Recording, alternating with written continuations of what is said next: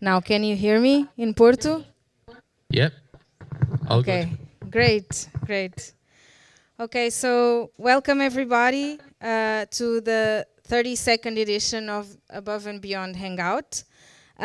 Today we're diving into the topic of urban mobility. But first, I want to leave you with some notes and news on the Portuguese ecosystem.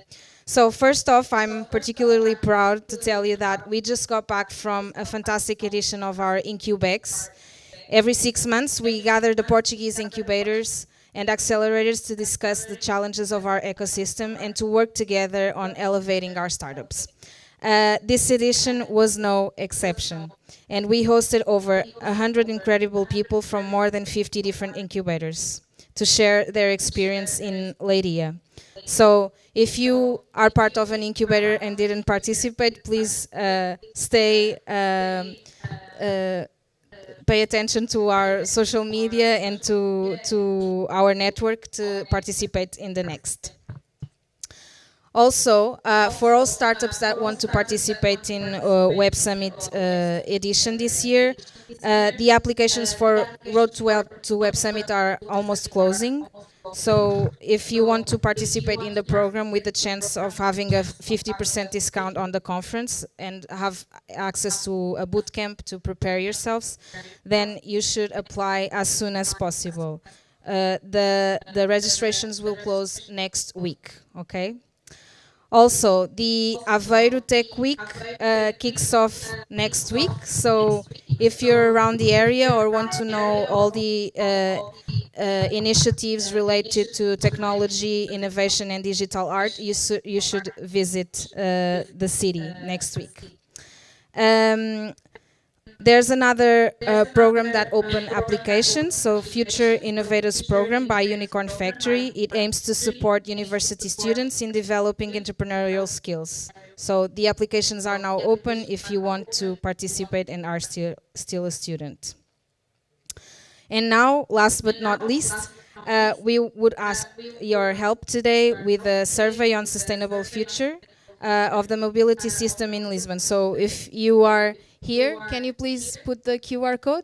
So if you are here and you live here in Lisbon, it would be great if you could participate and help us on this survey. Okay, so now without further delay, I want to get started and I want to introduce our panel. So here in Lisboa, we'll have Leonel Soares from Boost Portugal, Pedro Machado from Transportes Metropolitanos de Lisboa, and Vasco Pipa from Brisa. And in Porto, Joel Souza, refounder of FAMEL, and Sandra Melo from CEIA, which will talk this afternoon. But before we jump into the discussion, I want to call João Moreira Pires, who will be the host of our session, and call the startups that will pitch today. I hope you have a great evening, and I'll be here if you need something. Okay. Thank you so much, Patricia. Hi, Porto. I hope you hear me loud and clear. Hi, everyone. I'm your host for this evening. Before our conversation on urban mobility, let's warm things up with some startup pitches. For our first pitch, here in Lisbon, please welcome with warm applause Luís Lamy, co-founder of Safety Scope.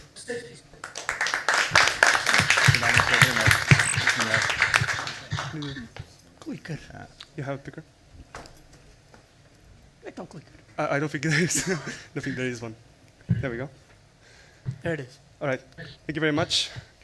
So, good afternoon, everyone. At Safety Scope, we believe that companies are able to address incidents in real time without any human interaction.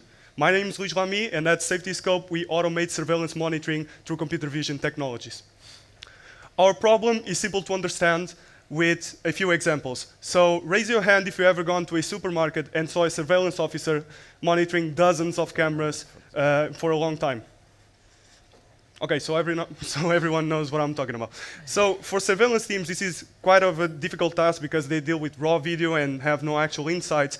And this becomes very, very hard for them, especially with minimal teams and a 24/7 regime. And that's where Safety Scope enters. We are an AI software as a service that connects your surveillance cameras to our computer vision systems for automated, filtered, and real-time detection. Now, the supermarket problem is not just present there. It's present in any place that implements surveillance. Our main goals with the product are very common between industries. We want to provide you a tool that you are able to detect, inspect, and act accordingly in just 1 minute, reducing 99% of the time you watch cameras in your business. We also come with a lot of advantages. Safety Scope is 4 times better than each surveillance officer in the world, with precise hours and 24/7 monitoring. You can also enjoy cutting costs with your business, direct and indirect. How does it work? So you start by connecting your cameras to our systems, and when you do so, the cameras will begin processing, the systems will begin processing that footage, and when they detect something, you'll get notified instantly, and then you can proceed to action after watching a video of the caught footage. Our solution is a technology push in Portugal, and we are creating value now in Portugal in this market, but as you can see by the global numbers, the surveillance and its technologies, the investment in them is coming to stay for a few more years. Our product serves the security boards and the teams that manage this task, as well as the surveillance companies and their clients. And also, we can provide this into the home segment, where we can impact millions of households with cutting-edge technologies like ours. Sorry. Our business model, we operate on a B2B and B2B2C basis, supported by a revenue stream of a monthly subscription service per camera integration. Our differentiation lies in the variety of activity that we can detect, the fact that we have instant notifications for our users, and also eliminates most of false positives, and as well we can enjoy cutting costs and have this product affordable for most people. Our next milestones, we are now getting closer to getting our first paid pilot, and then we will be able to see the fact that we already have in the pipeline 360 cameras to integrate in our software, which is actually the triple of what we estimated doing until the end of this year. Also, we have 40 security directors across major Portuguese companies in our pipeline who are interested in integrating our solution in their business. We will be at future events just like Road to Web Summit and Web Summit with Startup Portugal, so applications are open, don't forget, and join us. And we are now a team of 4, 3 founders, but we want to be a team of 9. And currently, we are actively pursuing a pre-seed funding round of 250,000 euros. So, if Safety Scope is for you, join us as we provide the surveillance of tomorrow today. Thank you very much.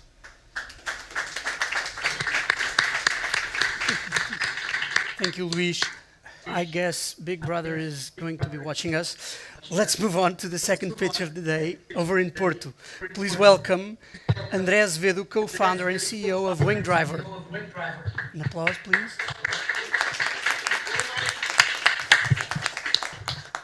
Boa tarde a todos. Eu só espero que entre aqui os slides. Cool. Perfeito. In English, sorry. Good afternoon. Let's get back again to the beginning.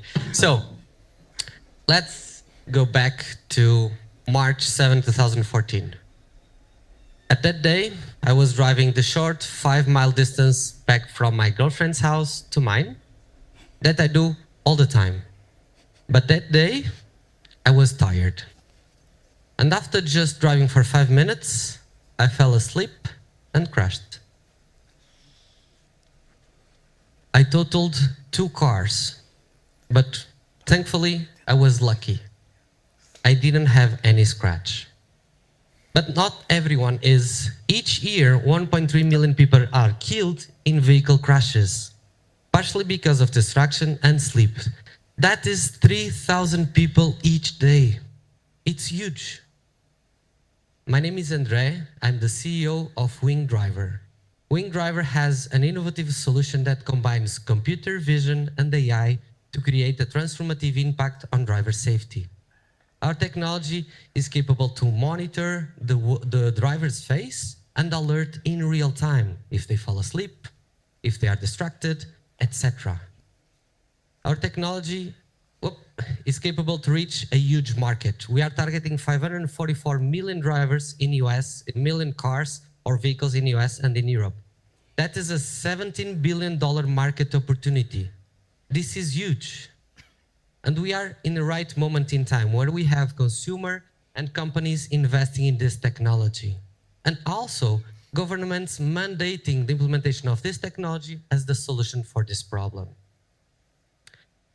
We want to target this market and divide the market in 4 different steps. We want to target fleet management solution companies, to target the professional drivers, the new taxi drivers with ride-hailing companies, insurance companies to target every driver, and then we want to be inside of vehicles as an embedded solution. And to do that, we are developing a software development kit that can be implemented in apps that already have a large user base. To accomplish this, we have an amazing team. So we are working since 2014 on drive monitoring solutions, computer vision and AI. And we have a lot of cool developers and good developers and team on business development. Help us bringing everyone home safely. This is real data from a pilot that we have done in Portugal with TVDA or ride-hailing drivers here. So we can see distraction, that is the first cause of accidents right now, fatigue and sleep at the wheel. So the future of mobility is here and driver safety is at the forefront.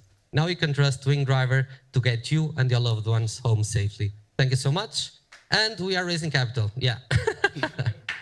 Thank you. Thank you, Andre. And now for the third and final pitch of our evening, please welcome Gonçalo Terenas. I believe I spelled it correctly, Head of Corporate and International Business at Tuga Innovations. Thank you. Hello, everybody. I would like to thank you to Startup. So you are about to see something a little bit different, and you are seeing a startup with gray hair. We are a bunch of seniors, and the phase where we are, I will pass immediately after the video. The phase where we are seeking funding, but in a large spectrum. So because a word worth, an image worth more than 1,000 words, I invite you to see, for a good startup, the video. Please. This is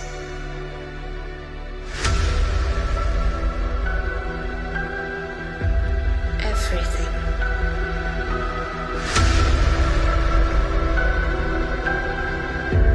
Speed.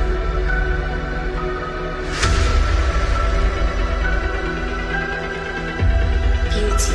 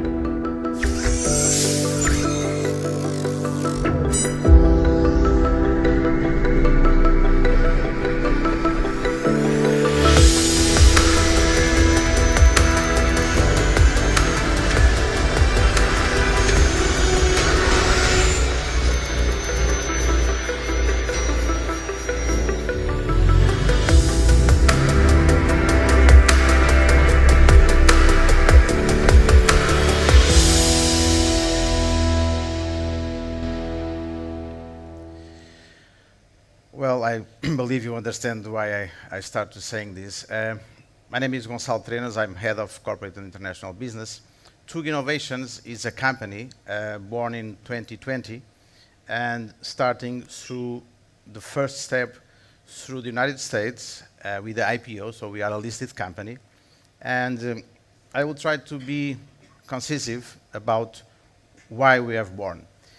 The founder and the mentor of this project is a Portuguese architect, César Barbosa, and the brand is a trademark. So we have successfully registered Tuga. So Tuga is a reference in the listed on the United States, in Frankfurt or Vancouver stock market. And the concept was born from a head of an architect because of this problem.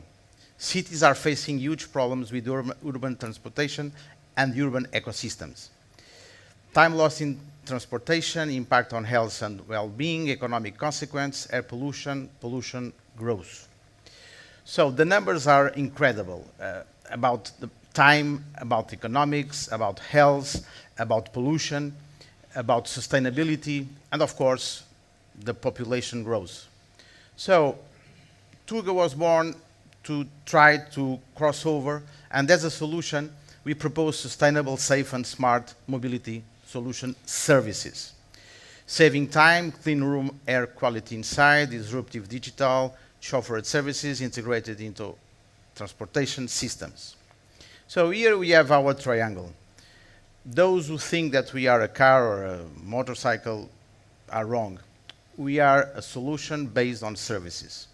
So Tuga multimodal vehicle is based on services using technology and go to market as a solution in order to take people from point A to point B. This is our main goal.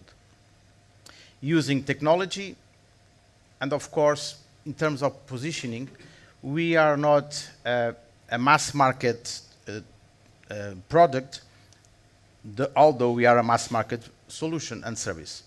This is our positioning and going directly to the market. So the reality is this, $200 billion in 2023, the double in 2030, and if we think in 25 years, we are about 1.5 to 2 trillion US dollars market. Our value proposition. So as you can understand, we are a software and a technology company. So we are based on sustainable, safe, and smart solutions. And of course, our main basis is the technology and the digital usage. We are mobility as a service model with several solutions that further after we can discuss with you.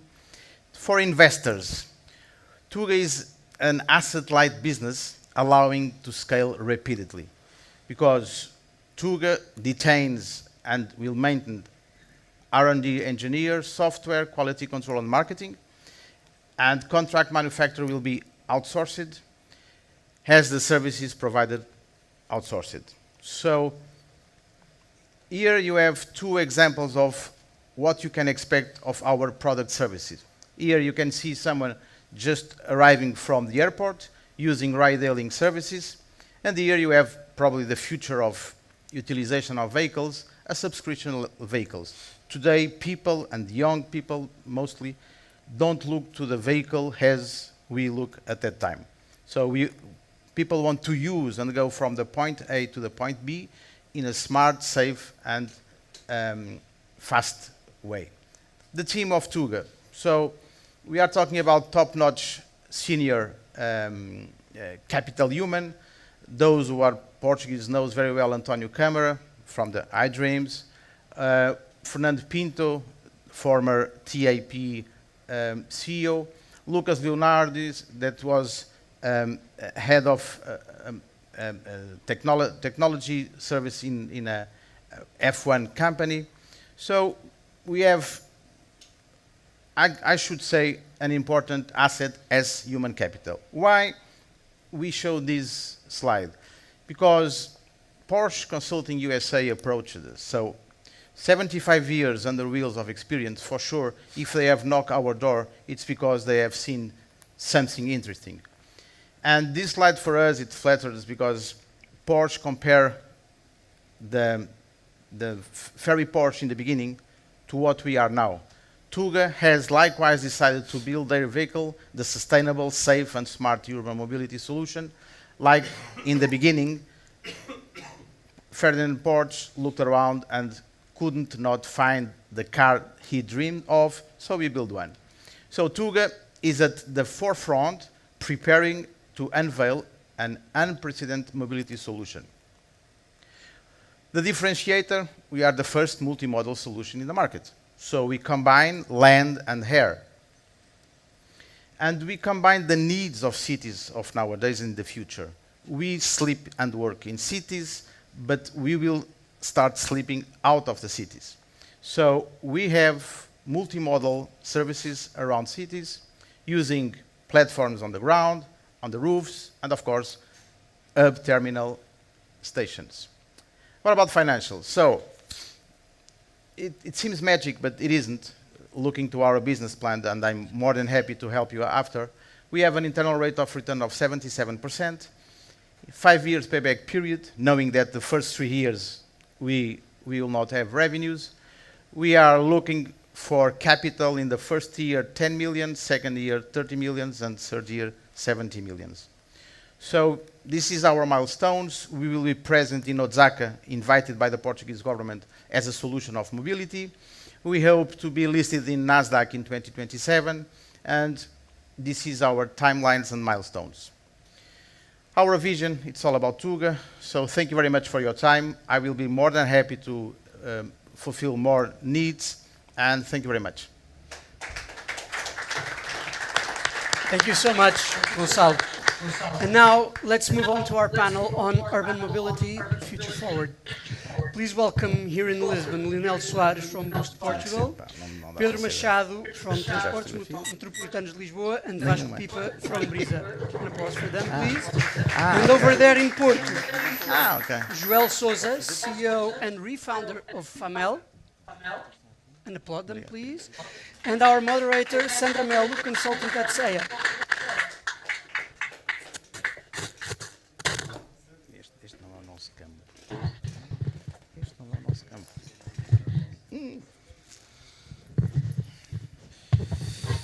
Hello, good afternoon. It's an honor and a pleasure to be here today to talk with you about urban mobility and to understand how our invitees, our speakers today, shows their position in the future of urban mobility. So the future of urban mobility is electric, or we believe right now that it's electric, it's shared, it's autonomous, and user-centric. And I do believe that Famel, that is a company that used to be well known by its motorcycles run by conventional fuels, had to reinvent themselves and to become electric. My first question will be, what kind of challenges, both technical and operational, did you face when you decided to make that change? And if indeed the reason why you changed it was because you believe that the future is electric? Yeah, so thank you for the invitation. That's the first challenge, because Famel in the past was well known, but it was known by the exhaust fumes, the exhaust noise, and all the generation that appeals for the brand was on that, let's say, mindset. But I knew from the beginning that the future was electric. I was by that time a technical guy in electric mobility already, so I knew that the future should come electric, and that was the first challenge, was to create or recreate the brand according to the new electric paradigm, according to, and change the mindset of people that were somehow stuck in the past. So this was risky, because people are not averse to the change, but we took a decision. We should go for electric and prepare for the future, or we can go as a combustion and sell just for Portugal and small units in the first 2 to 3 years and close doors again. Because the brand was shut down in 2002 with some lack of vision and innovation. They already had in the past the electric scooter, but yeah, we keep the path, and we are now starting to get the the objectives and the goals on the road. You mentioned that you needed a change of mind from your clients, so a change on the paradigm as well. Do you notice something on the type of clients that you have now? Are they different? Are they different from the previous ones, or you believe that it's still the same market? No, we are not yet delivering motorcycles to the road, but we have already a lot of pre-orders. And we have a mix of people that are very emotional about the brand, and this is one of the key things that we saw the potential of the brand, not starting from scratch a brand. That was one of the things that it is confirmed. People still know and still want the brand to be present. And the other is people like in my age range that wants transport to go to their work or school. This is a mix that we can combine and appeal to the young generation, which is our main target. But do you think that using motorcycles you will affect in some way the congestion in cities, for instance? Do you think you will contribute to reduce it, or? Yes. Yeah.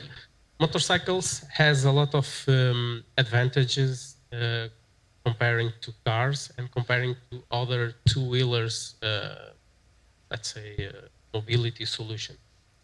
Because compared to the cars, it's obvious the cost of a car and the parking space that it requires and all the space it has on the traffic.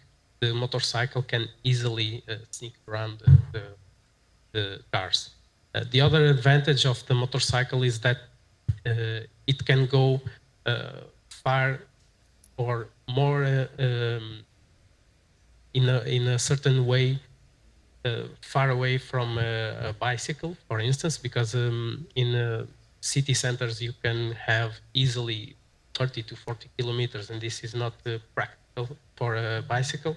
But for people that are normally used to this kind of vehicles, the two-wheelers, the motorcycle is the most advantage.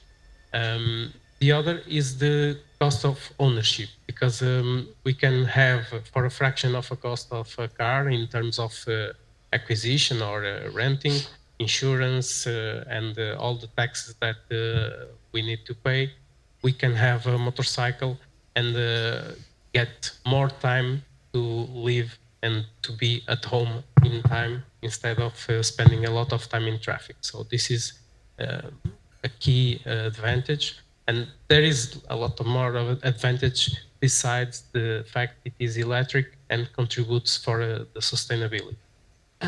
You mentioned the fact that the cost of ownership, and it reminded me of one of the presentations that is trying to explore the high-link services. Besides becoming electric, do you consider that FAMEL will explore specific niches or has already some targets in terms of market that can provide you an idea that you will have a sustainable growth? Yes, so we have this first product on our pipeline. We need to start pushing to deliver them because people are waiting. But we have already in our roadmap to fulfill some potential markets that we see that has great potential for us to grow outside Portugal, which is not the scooter itself, but the B2B market on the last mile delivery, for instance, which is a market with great potential that we can grow, and also another kind of solution in terms extending a little bit more the mobility to go far away with more range in the motorcycle and a bigger motorcycle, let's say, for people that are used to that kind of style. Now, regarding the infrastructure, and it's my last, sorry, it's my last question. do you find that you have some obstacles still, or do you find it easier to have support to your business with the current infrastructure charging spots? Yeah, in terms of infrastructure, this is something that changed a little bit our first product or our first proof of concept, because we spoke with a lot of potential customers, and the first thing that they asked was if the battery was removable or if they can charge in the public stations.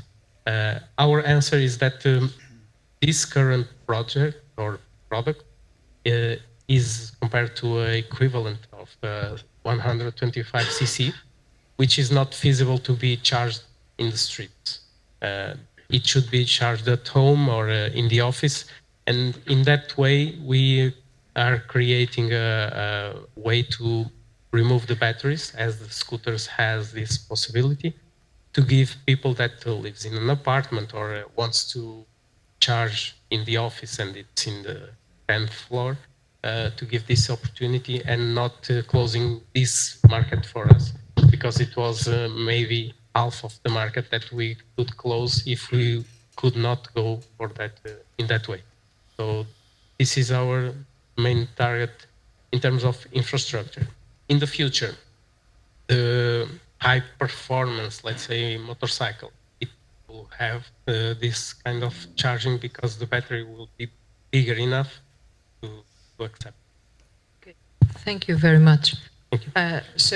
And I will jump from your infrastructure issue to Vasco Pipa from Brisa. Hello, Vasco. Hello. Hello. Vasco, the future will be electric, or at least we are all assuming that it will be electric. How is Brisa dealing with this expectation, and how are you preparing your highways for this? Yes, first of all, thank you for the invitation as well. Yes, we believe that the future will be electric, at least as for now. So Brisa has been proactively leading the transition to electric, namely installing some EV chargers in our highways, so that we believe that in collaboration with our sister company, which is Colibri, we believe that customers can move from one point to the other, charging their vehicle, obviously. On the other hand, Brisa is also implementing a strategy and it's a commitment for Brisa to go 100% electric on its operational fleet.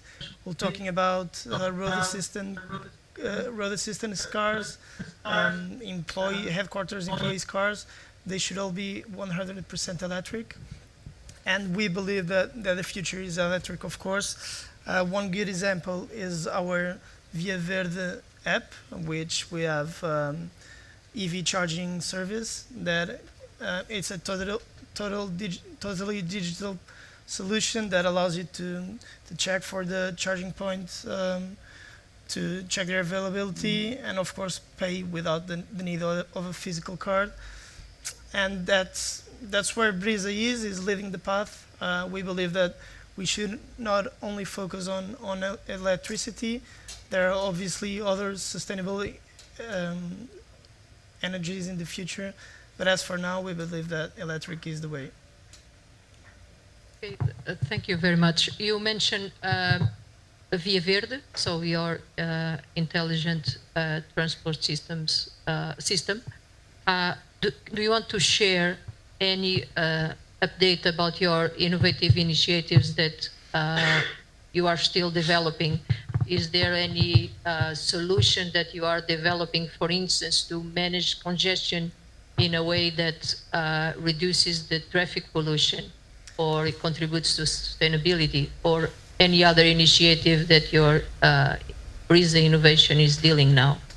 Yes, in terms of reducing congestion and working with people for them to spend less time in traffic flows, we are investigating, analyzing, and exploring different technologies based on AI, okay, with some AI-driven analytics and using as well predictive analytics with some companies and some internal work as well to reduce traffic flows, to help users to get their way in a seamless way.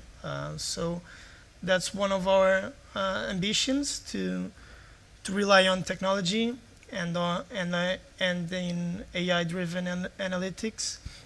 On the other hand, I can share with you as well a project on automated charging for EVs. So we are also dealing with some companies to help us to find a way of getting this charging service a bit more automated. And we on the other hand, we also have a strong tolling service, and we are looking into the future of tolling as well. When thinking about the future of tolling, and I'm mentioning here a topic that sometimes appears in other places, would you consider, or do you think Brisa will consider at some point a dynamic toll pricing, for instance, where you will have a different price according with periods where you expect to have more congestion?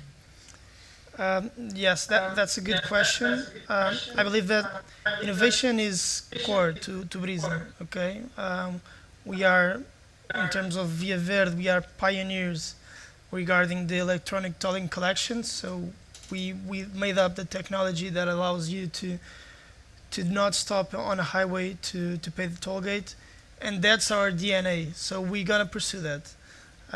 Obviously, as part of an innovation team, I should conduct analysis and investigate the market trends on tolling. I believe that someday dynamic tolling pricing models can be a fit. I'm not sure if in Portugal there's a fit for these models. At least we are investigating them. Okay, the market is very regulated. There are some policies that we should obviously work with the governments, etc. So there's still some work to do, and I believe that the next 5 to 10 years will be very exciting. Also, Brisa is looking to expand. Okay, so now mainly all of our services are in Portugal, so we are highway concessionaire, but we want to expand to go to other geographies, and in other countries there are different models. So if you see in Via Verde was awarded with a contract in a Dutch tunnel in Rotterdam in the Netherlands, and it's a different model. Okay, so we're not close to the present model, but we're still not sure what will the future bring to us. Yeah, when I say we believe the future will be electric, and I always say we believe because right now we believe on this, and we expect to believe on this for many years, but sometimes we have surprises that can lead us to other directions. Just one last question regarding the infrastructure. We believe that smart mobility will be electric, autonomous, and connected. So how do you envision the future highways in 10 years? So it's not anymore a place that leads you from A to B. What do you think will change due to these changes on mobility, or in this context of mobility? What can change in your context? I believe that the future might need a blend of smart infrastructure and connected mobility, namely connected vehicles, namely autonomous vehicles. We should prepare for that. And when I say we, it's not only Brisa, it's all the private and public entities in Portugal. Brisa is making its path. We have been preparing for the future of autonomous vehicles in Portugal. And we are working with different technologies such as V2I communication. So this is to say that these might include us using sensor technologies, using predictive analytics, and obviously we should focus on preparing ourselves for the connected vehicle mobility. So I believe that there should be a mix of willingness from both public and private, and we are up to it. So that's it. Thank you very much. I'm a Thank big you. fan of Brisa, Ruth, your Nice, me innovation too. and the way that you Me too. pursued. Thank you. Thank you and congratulations. And now Pedro, hello Pedro, Hi Sandra, how are you? how are you? It's a long time. Long time no see. Pedro, recently and moving from infrastructure to urban mobility, or a bit more urban, we are now dealing with concepts like ride sharing, mass, and so on. How does TML integrates all these concepts now in the way they plan their strategy, in the way they plan their work? Thank you so much for the question. Thank you also to Startup Portugal for the opportunity and calling us. First of all, let me just say to the audience here and back home that TML, so Transportes Metropolitanos de Lisboa, is a transport authority for the metropolitan Lisbon area. We're just 3 years old, so we're just starting, and we have mainly, so for people to understand, we have mainly two big products. So we manage Navigant, we manage the ticketing system of the public transport in the metropolitan Lisbon metropolitan area, and we manage Carris Metropolitana, so all of the bus service in the metropolitan area between municipalities is run by us, except inside of Lisbon, inside of Cascais, and inside of Barreiro, because they have their own, they had already their own bus services. So going back to your question, Sandra, yeah. So we have, so you know, everything that we've been discussing here, innovation, technology. We have a team that is looking into that and bringing this knowledge and new solutions to the management of these two big products. And apart from that, we are developing a series of other. We are starting to develop a series of other fields of work. I can give you a few examples. For instance, we are part of a, we've been discussing with the European Commission all of these MAS, they call it MDMS regulation, for instance, because there are a lot of things that come that need to be looked upon as the innovation comes to the ground from the regulation point of view. And at the same time, we are working already with the solution. So, for instance, if you are a Navigant user, if you have a card of Navigant to ride the public transport system, we have just launched an app where you can upload your Navigant ticket by just putting the Navigant against your cell phone, and it's a matter of seconds. And this just came as a big revolution within the revolution, which is Navigant itself, because it allows people not to have to face these long queues in the first day of the month to go and put the ticket inside of the card, or just going to the ATM machines. So this is one of the things that we are doing now, and we have already more than 100,000 subscribers for that. So it's and it was launched like 3 months ago. So it gives you an idea of the impact that this can have.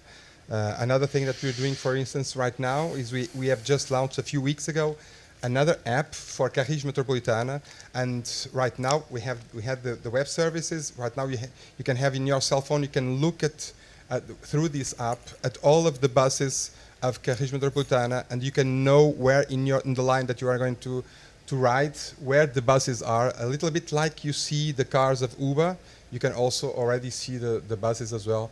So I don't know if I'm getting too Pedro. long in the answer.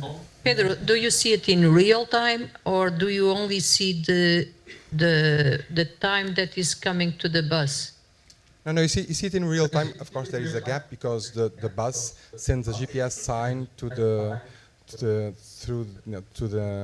central station, then it goes to your cell phone. But you can see it. We get the sign every 5 seconds or something.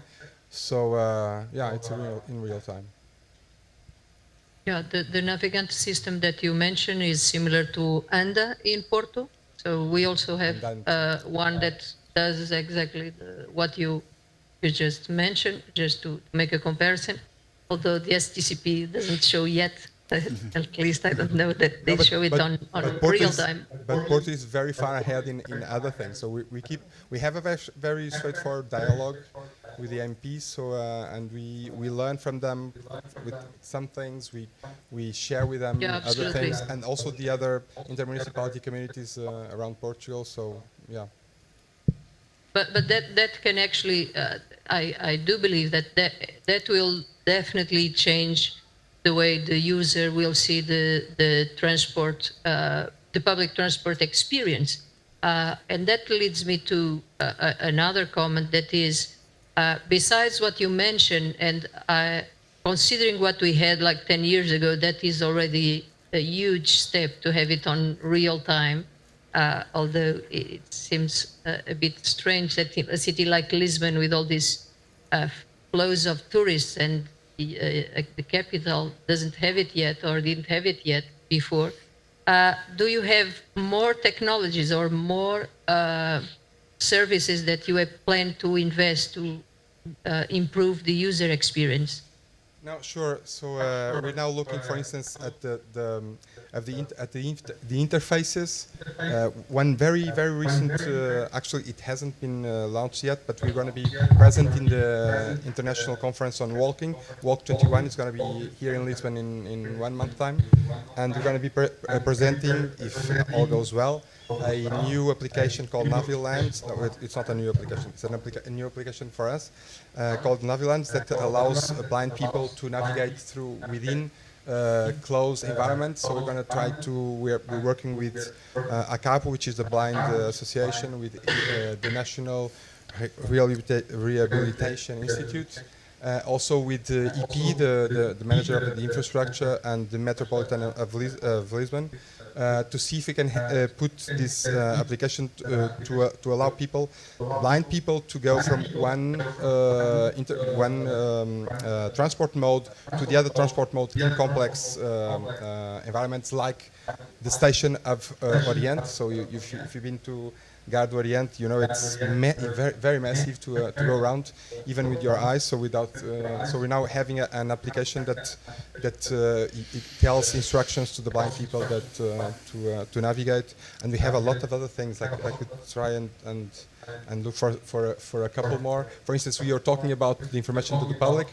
We are now developing a project called iMultimóvel, where we are working with all the public transport operators to get their information in real time, so that we can get it all together in the same platform, and then make it available for all of the mass applications. So things like Citymapper, Moveit, Google Maps. They have, if they want to show you information on public transport, they have to go to all of the operators and get information, and then each operator gives you in a certain way. So we are getting all of this information, making it standardized, homogeneous.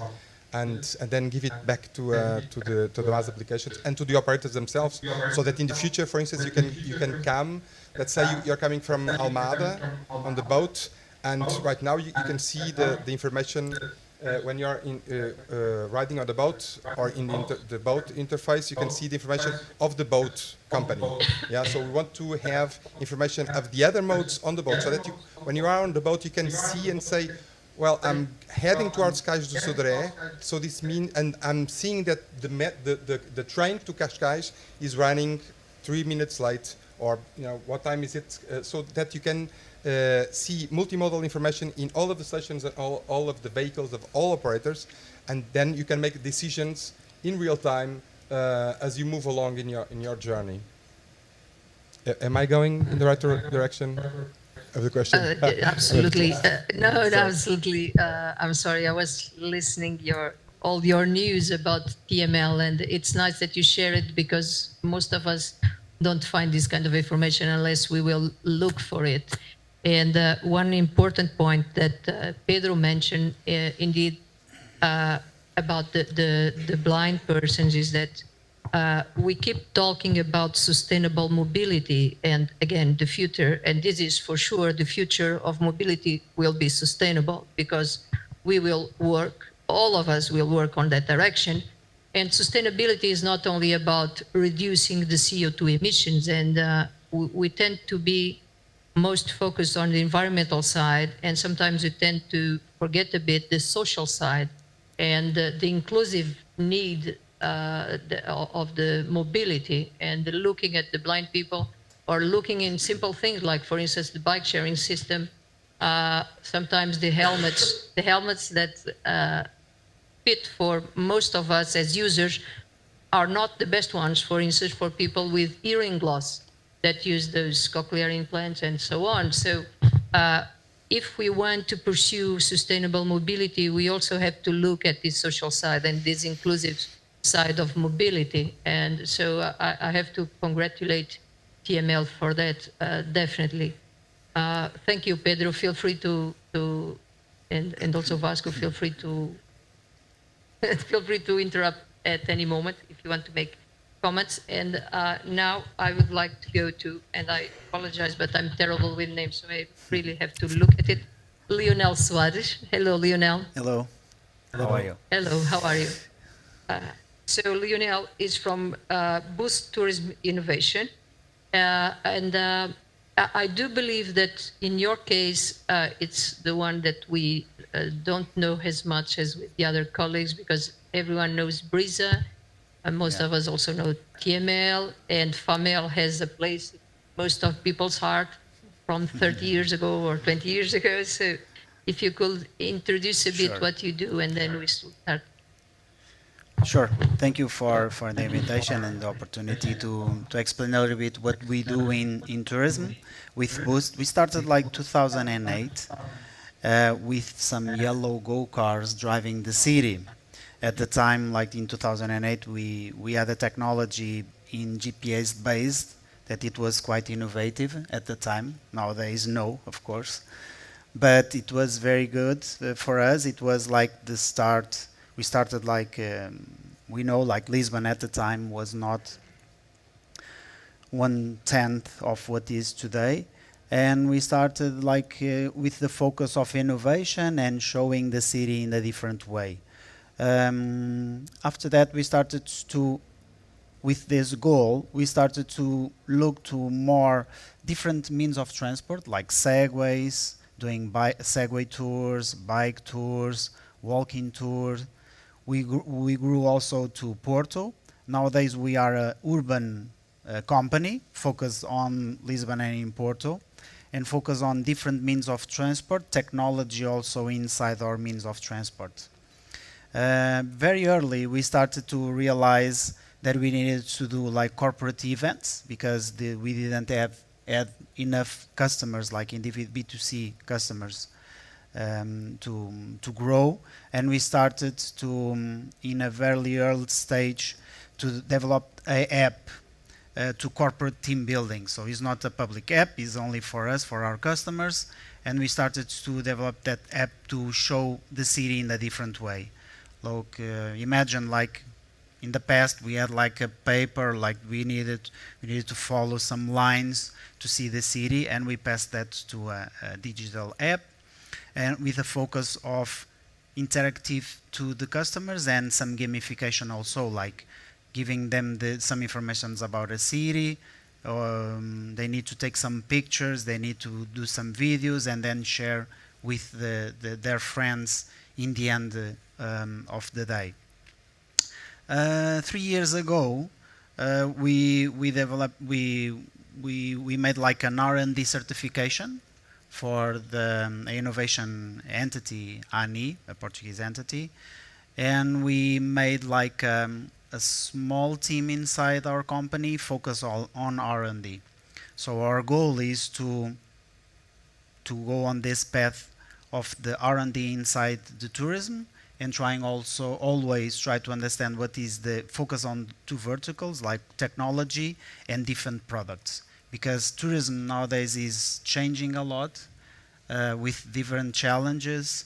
In some cities also, like for example in Porto, they are trying to close the city center, so we need to innovate, to bring different products, different situations, different activities for the tourists and also for the locals. And it's because of that like since 2-3 years we started that specific R&D department inside Boost. So basically it's more or less in tourism what we do.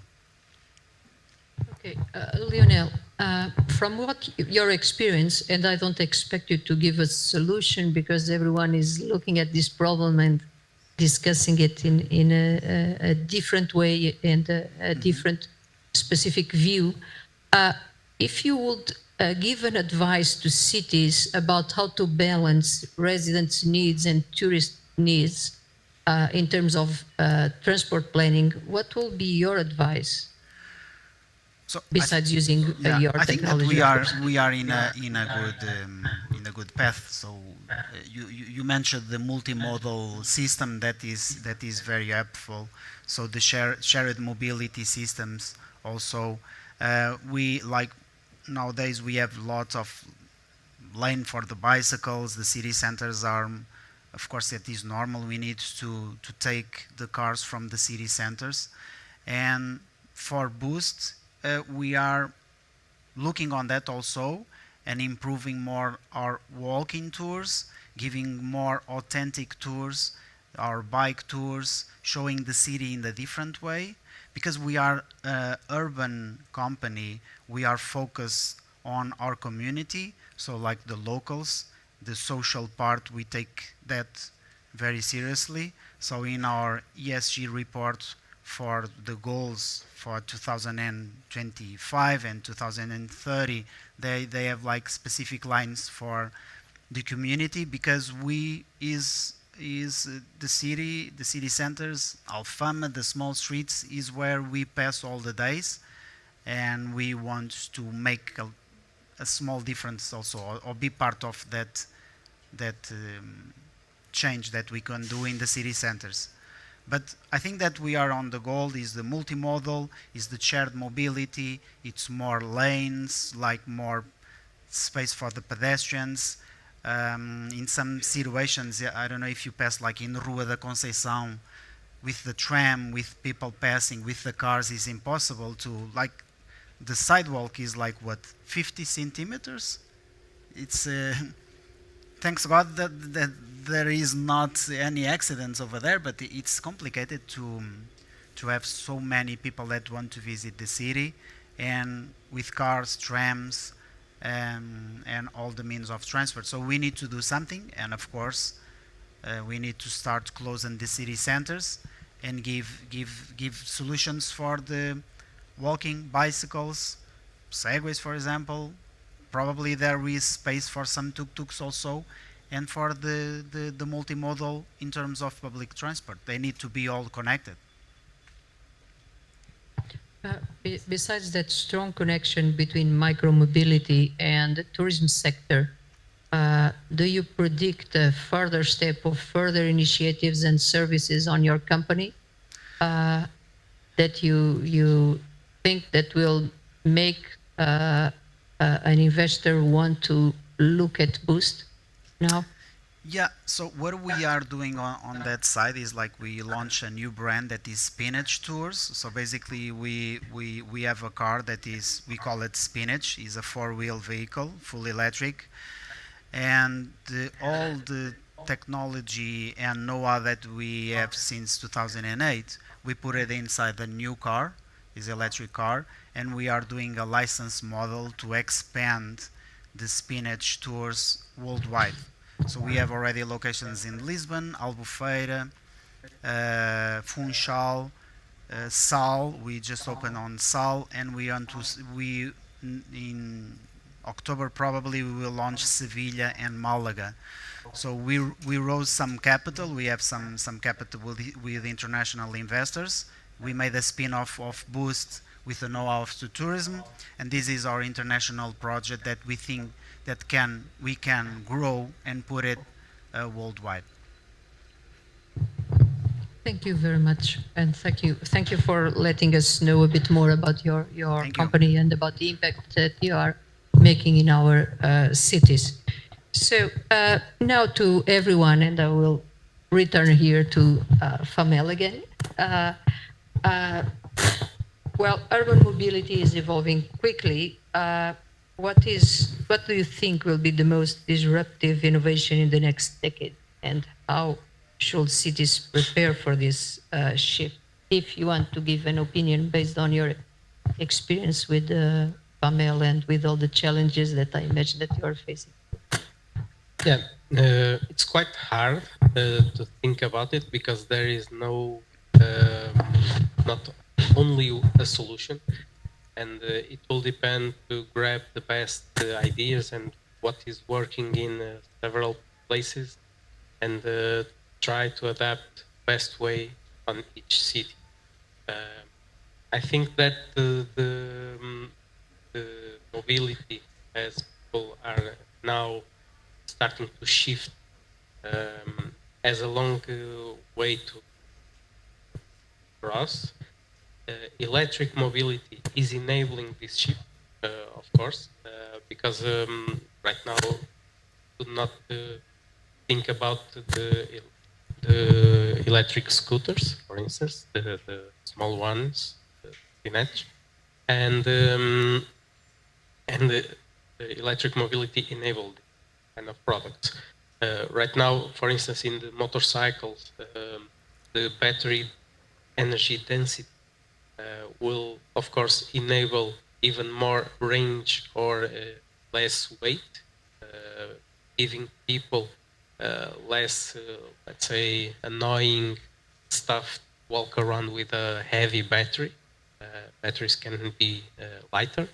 And I think it's more or less an adaptation along of the time. It's in the end, what I expect is that cities are for people, and right now the cities are for cars and all the transports, and it's something that must be changed, and electric mobility is right now starting doing it.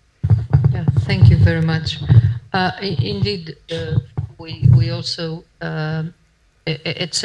we also develop products and services with that assumption that is the future is clearly user-centric. The future of mobility is clearly user-centric. There are some topics on the future of urban mobility that we are still in the phases of we believe, but this one is not something that of we believe that will be something for sure that will happen. Vasco, Lionel, and Pedro. Vasco, do you want to start, please? Yes, sure. So I'm not sure if it will be in the next decade, but here in our innovation activities, we have been conducting some research on the market trends for mobility, and we see that connectivity will be the future. In terms, of course, of connected cars, we see that cars are getting more and more connected with the driver, with the road, with the infrastructure, with public authorities. So we see that connectivity will be the future, and we at Brisa and Via Verde, we should obviously be prepared for that. I'm watching also a trend on urban air mobility. So when we talk about drones or on small planes, helicopters, volocopters, we have been witnessing this in the US and China. And I'm not sure, and probably it won't be feasible in the next decade, but we should be aware of this trend as well. Here at Brisa, we deal with cars mainly. Um, we are focused not only on urban mobility, we obviously look into rural areas, and those areas are still not developed in terms of connection, of connectivity, and we should not forget those regions as well. And in terms of urban mobility, there's still a lot to do. Via Verde is a company that could play a crucial role here. We believe that we could come up with some proper solutions for cities and for citizens, and we will prepare ourselves for that. Thank you very much. Lionel, can you give your opinion about it? Yeah, I can share with you like one of the projects that our R&D team is looking like, because it's a little bit different from tourism, but I think that in the future probably can make sense. That so we made a partnership with Galp, innovation team also of Galp, and a German company that is Swabi, and basically we installed like some cabinets to put some batteries that they are swappable batteries, and the idea is to, if I want to do like a bigger tour, we have like a cabinet in Belém, we have a cabinet in Marquês de Pombal, so if I want to have a bigger tour but use the same bicycle, so I just stop over there and swap the battery. And it was a project that we developed because we have some know-how inside the company from the maintenance. It worked fine, but saying this, I think that the city centers need to adapt with some hubs, and the municipalities need to create that. They need to create the infrastructure, to create some hubs where it's possible to have like shared mobility, swap the batteries, like wherever, name it.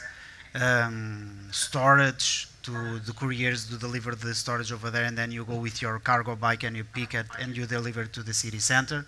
But that is the goal about the infrastructures, I think.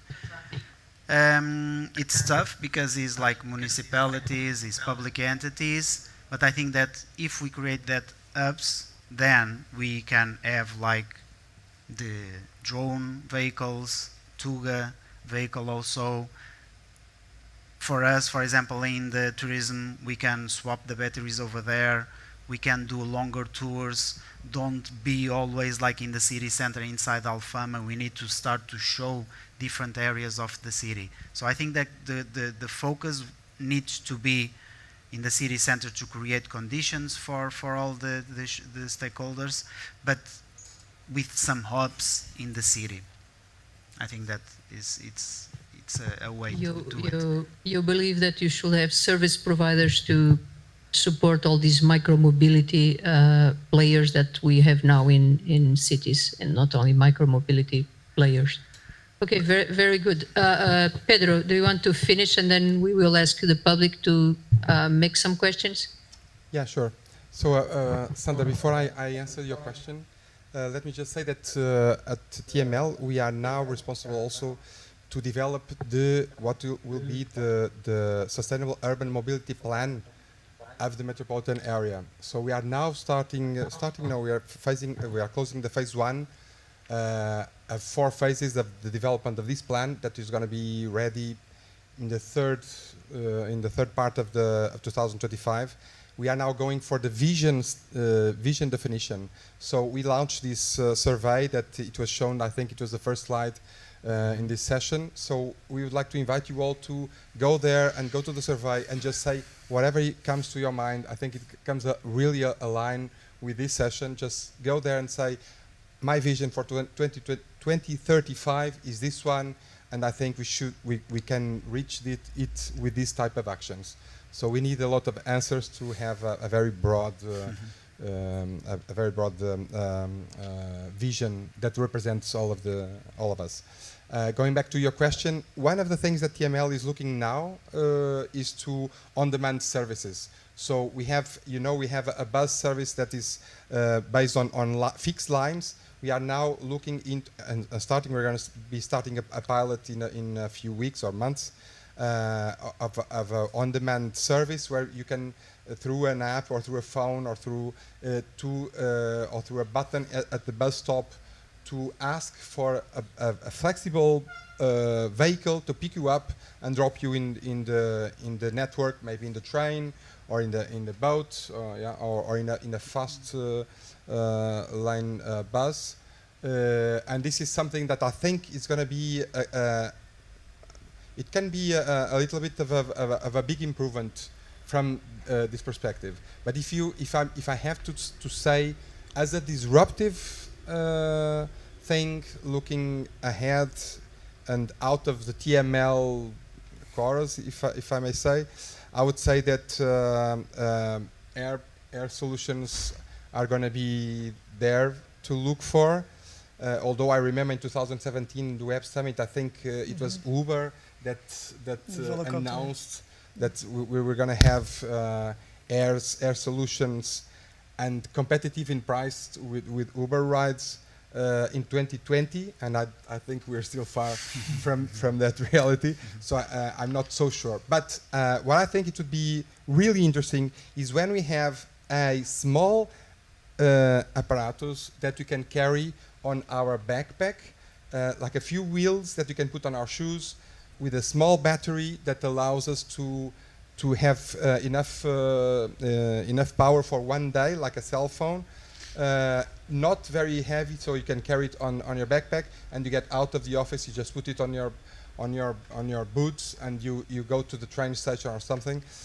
Something that you can carry, like a bike, but bike you cannot carry back to the office. The scooter is still a bit big to bring to the office and to home, but something that is very small. When this happens, I think we're going to have a big boost on this intermodality in our mobility ecosystem, I think. Okay, thank you. That is quite an innovative idea for a startup as well. I haven't seen it. Okay. I will put my money on that. Okay, let's go to the public now. Do you have any questions?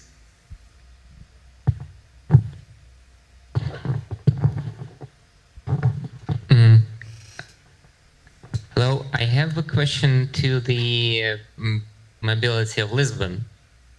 Do you know, are like you or any other municipalities in Portugal working with other mapping solutions to get the end user the opportunity to understand where to find the public transport in Portugal? Because yes, there is limited information on Google Maps, but so many people don't like to use Google. And then everything is really fragmented. Like on Apple Maps, we have I guess trains, and that's it. On other kind of maps, I don't know. So City Mapper is one city. Do you know like what's happening in this space?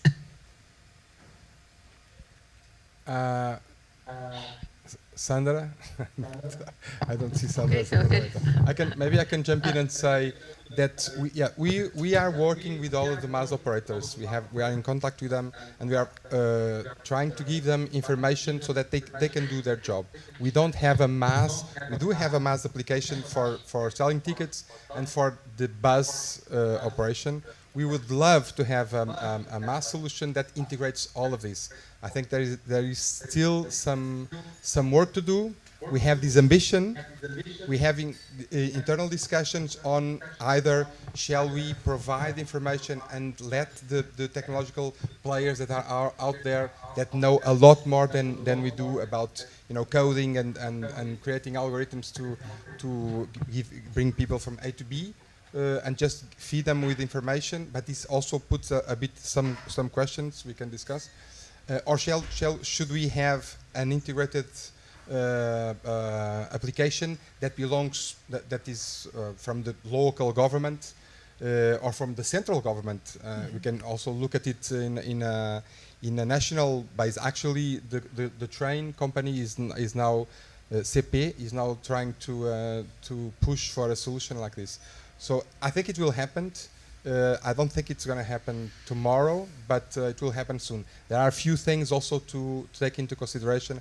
Apart from the technological integration, there is a big issue. There are some issues on the legal side, and there is a big issue from the financial side. Just my last sentence to say, for instance, in Lisbon you can ride with 40 euro with Navigant. You can ride all of the buses, all of the boats, trains, trams, subways, in all of the 3,000 square kilometers that serves, it's almost 3 million people. You can ride everything, the number of times that you want with 40 euros.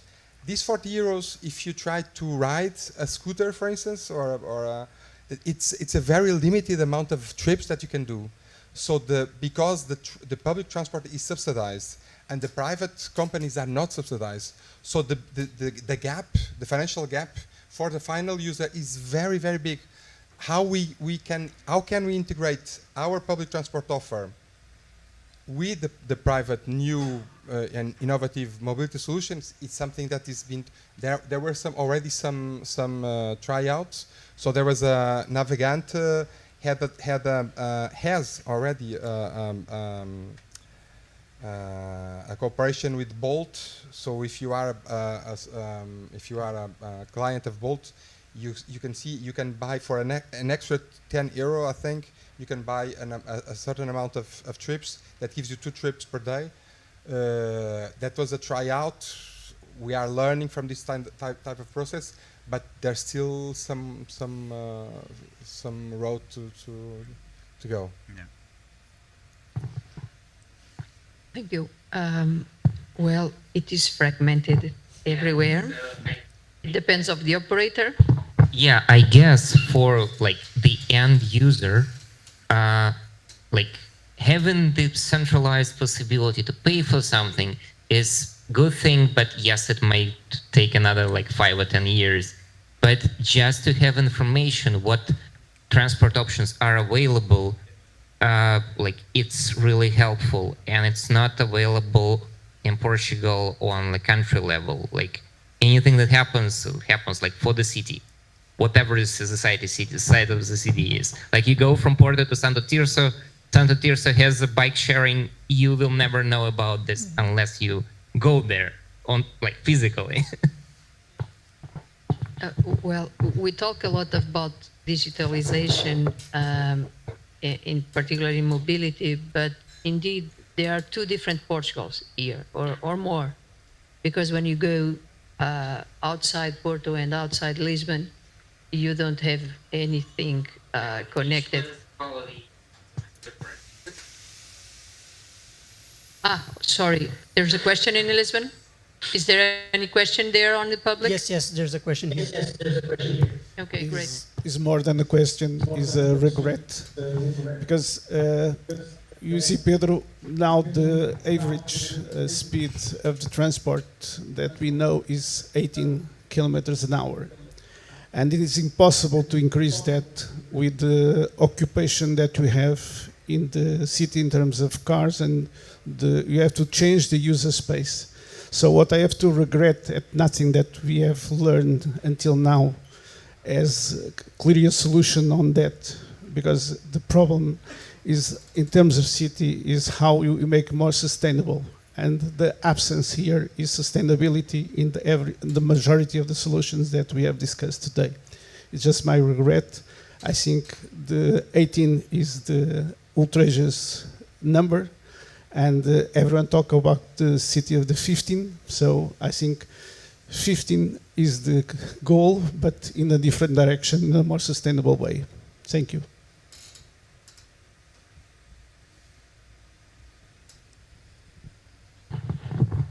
Pedro, will you comment? I can comment. There was not a question.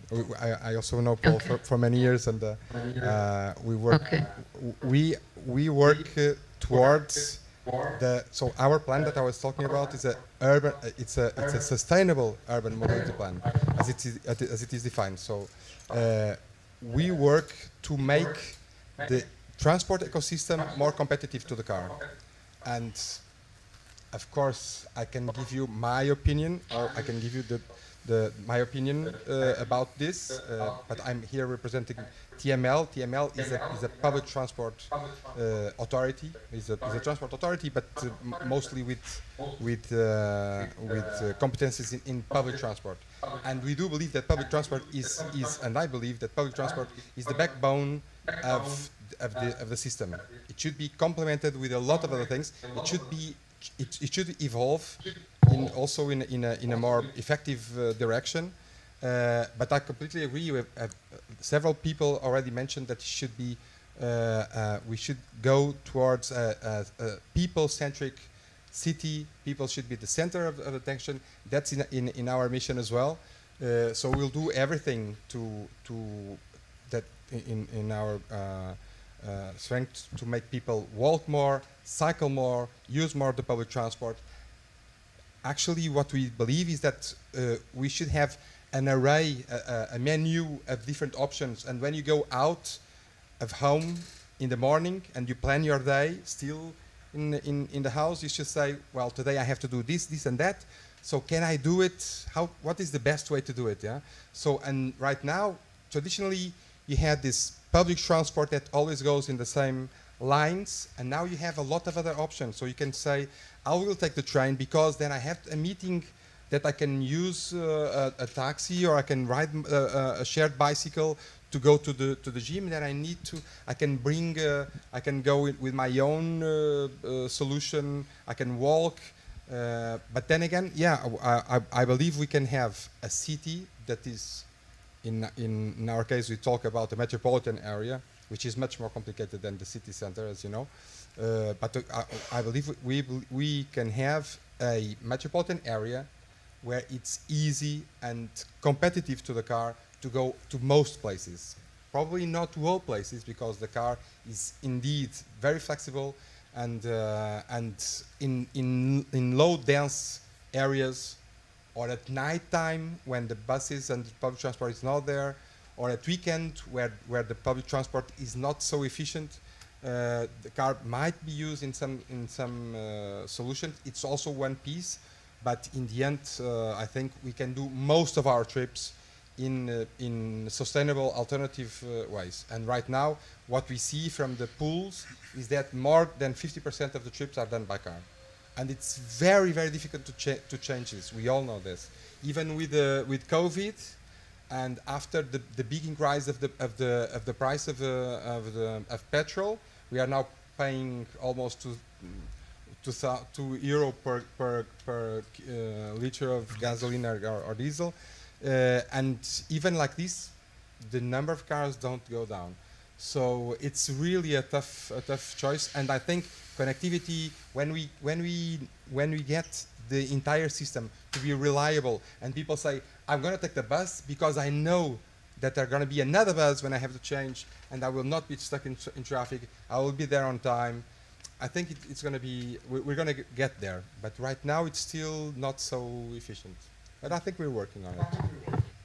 No, but from everything that you described, you are definitely, TML is definitely pursuing that objective of mobility as a service. So it's really a matter of time until you reach that ecosystem that is indeed sustainable and user-centric.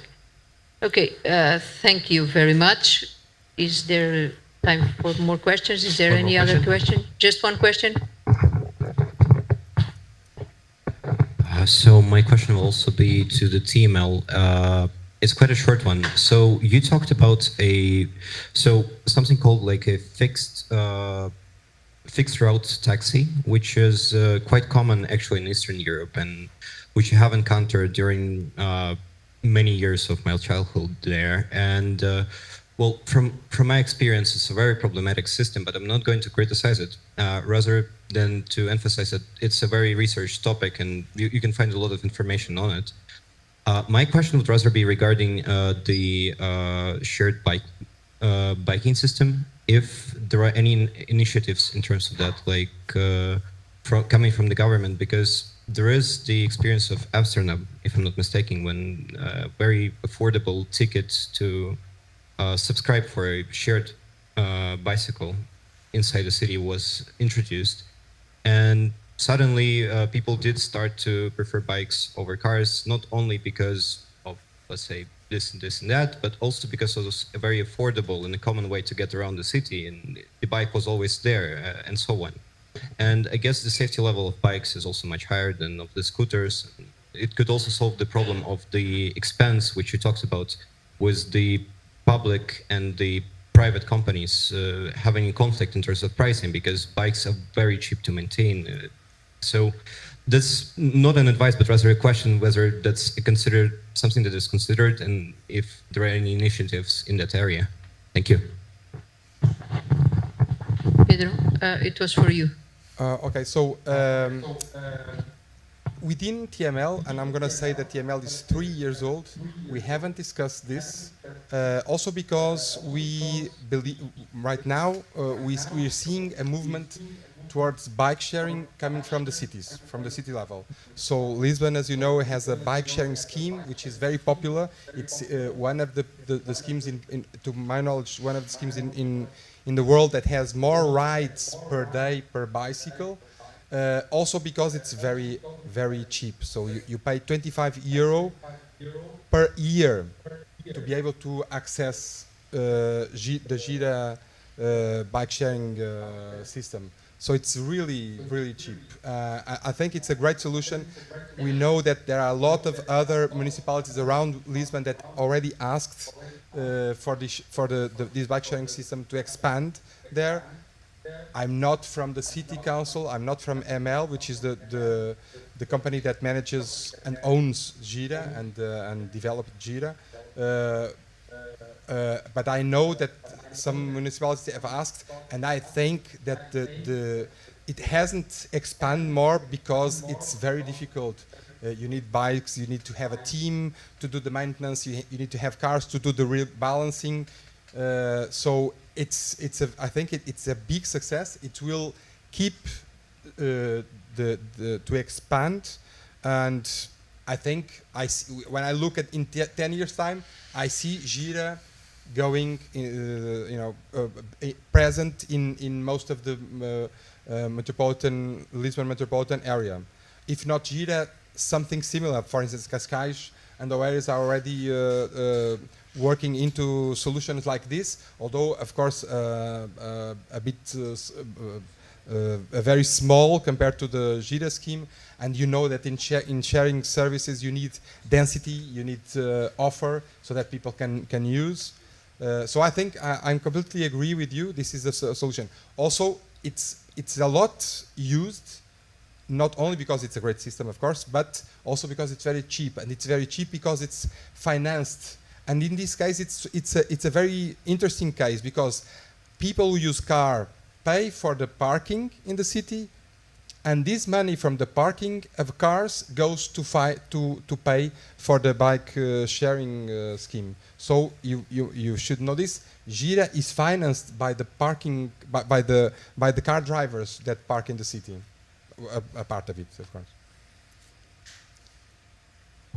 Thank you, Pedro. So we are closing now.